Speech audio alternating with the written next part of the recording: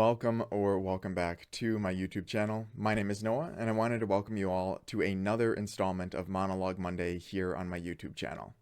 In this episode of Monologue Monday, I wanted to share with you why having a relatively small social life has benefited me in more ways than one. With that being said, let's get right into this episode of Monologue Monday. So, of course, as I previously mentioned in this episode, I want to kind of discuss how not having a social life or maybe not having many friends, I don't know which sounds worse, honestly, but how that has really made me probably a better person, made me a more serious person, made me more serious about not only my career right now but where I want to be in the future, and the list goes on and on and on. But I want to start just with an example. So for those of you who don't know, I previously lived in Wisconsin, and I moved out to Austin, Texas, where I am right now, in my closet office, of course, in 2020, and I've been here ever since, kind of going back and forth. But long story short, in all of the years that I've actually lived in Austin, Texas, despite the fact that it's a huge growing city, it was growing even faster previously. But there's a lot of things going on all the time. There's a lot of new people, a lot of different people, a lot of social events, and the list goes on and on and on. Right? It's a big social city. There's a lot going on here. In the years that I've been here, so I'm going on 4 years at this point, I have not once uh, gone out for drinks with a group of friends or a friend, or anything like that, right? Other than people that I knew, and friends that came to visit. But other than that, I have not done anything like that. And I don't know if that necessarily sounds bad or sounds sad. It does sound it sounds a little bit depressing when I'm saying it out loud here, but basically, in essence, since I moved here, I didn't really put myself out there, right? I was kind of keeping to myself. I had things that I needed to get done, things that I wanted to get done. When I first moved here, I wanted to get my PhD, so I was prepping for that. I was studying for my exam, for that kind of stuff. And then when I decided against that, I was doing what you're seeing right now, right? I started developing the process for my service at AFA, Arc Financial Analysis, my company, and I was working on some other business stuff. And then of course right now I'm in the process where I work a normal full-time job. I do content creation, not only for your hopefully education and entertainment, but I also have it kind of in tandem with my financial service as well at AFA. So you basically know the gist of it, right? I go to a city where there's a lot of stuff going on, where you should be making a lot of friends, and I don't. If that's sad, it's sad. But I want to talk a little bit about the pros that I've experienced by not really living to that standard of not really having a big social life, or to be honest, not really a social life at all.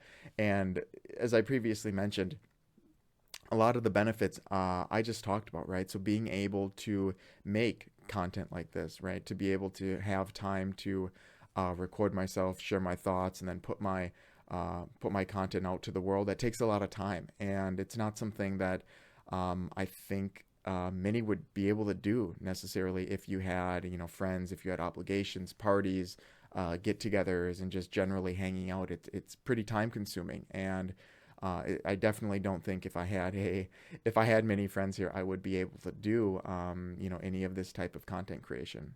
The other thing, of course, is AFA, right? Arc Financial Analysis, my company.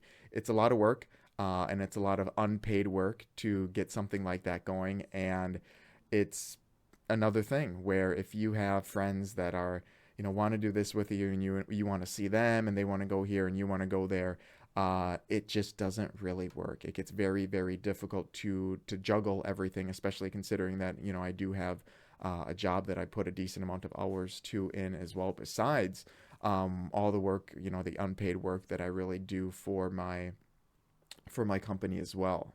This isn't to say, of course, that I don't enjoy what I do. I absolutely love what I'm doing. I don't care if it's unpaid.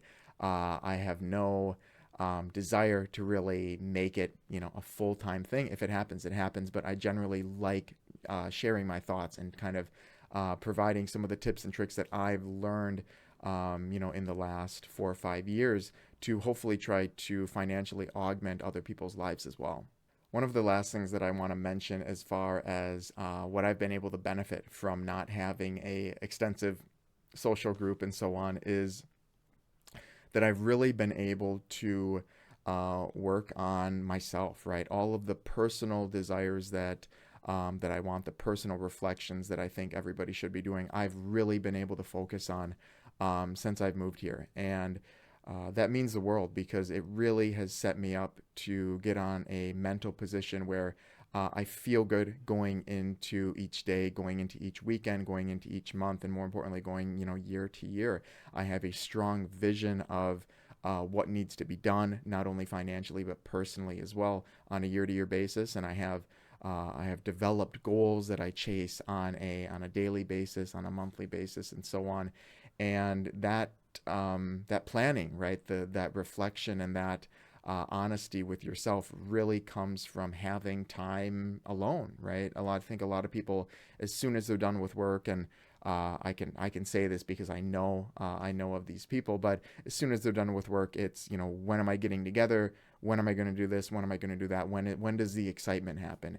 And I don't see, I'm not saying this is necessarily a bad thing because I certainly do this occasionally as well. Especially when I go back to Wisconsin to visit friends for summers and so on. But you do need, I think, to have quite a bit of time to really reflect on, not only where you are currently with your health, with your, mental health, your physical health, with your happiness, with your finances, right? Of course, this is primarily a finance-oriented channel.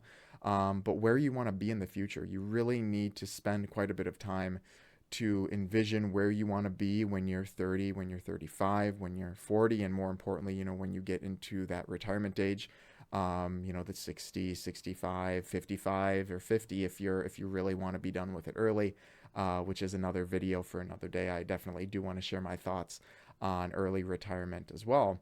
But those kind of thoughts they're time consuming because you need to do a lot of reflection, and over a course of a decent amount of time, you got to make a lot of mistakes and so on. But that's something that I've really been able to put myself into a good position with rather, is, having that time to really think and sit with myself and think about what I want now and, what I'm looking to get in the future as well. And of course, I'm definitely not saying that you should just throw away all of your friends, right? Friends are something that are absolutely essential for all of our happiness. We need a strong group of friends around us that are going to support us and care for us and help us when we need it. But I am saying that you shouldn't maybe get caught up in a lot of the excitement of it all the time. I think it's very healthy to spend some weekends, spend some period of time really doing what you need to do for yourself. And, like I said, for me personally, putting yourself on the right track so you start having very productive weeks, productive months, and hopefully in the future it becomes productive years.